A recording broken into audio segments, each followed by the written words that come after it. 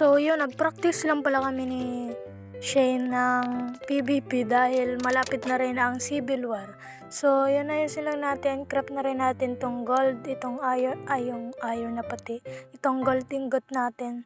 So kailangan din natin yan sa pagpunta natin sa Nether at palagi ako namamatay dun guys. Buti na lang nakuha ko din yung mga gamit ko. At punta tayo dito sa treehouse ko. Lutuin lang natin tong gold natin at kailangan natin to. Balikan na lang natin yun mamaya. Siguro mag-explore muna tayo dito sa lugar natin. At nakita natin si Justy dito. Okay, malito guys. Si Shane pala to guys. Anong ginagawa mo dyan, Shane? Tulala ang puta.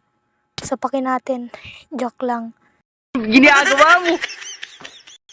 So yan, explore muna tayo dito sa lugar natin.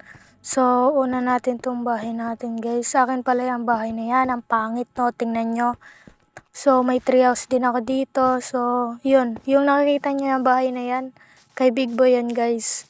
So, nasira yung, hindi naman nasira yung ano niya, cellphone.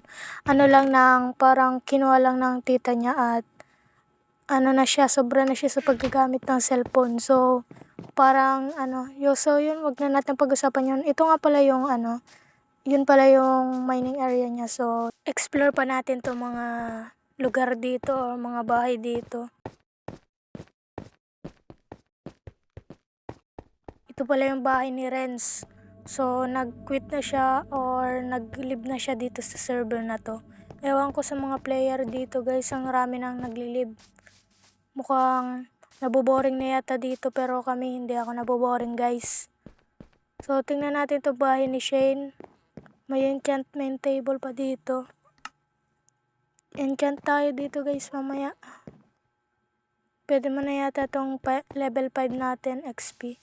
So sa susunod pala na siguro magagawa na rin ako ng XP farm. So kuha lang tayo ng lapis lazuli dito.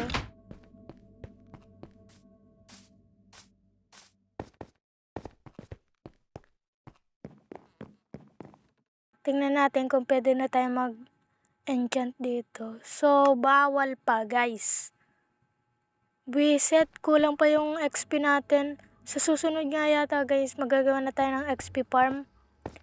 Kasi kailangan natin ng mga XP dito para sa pag-enchant sa paparating na Civil War. So, siguro hanggang dito na lang itong video natin. Sorry guys, dahil maikli yung video natin, nabitin kayo. So, sana mag-enjoy kayo sa video na to. At kung nag-enjoy nga kayo, huwag nyo kakalimutang mag-like and mag-subscribe. Yun lang.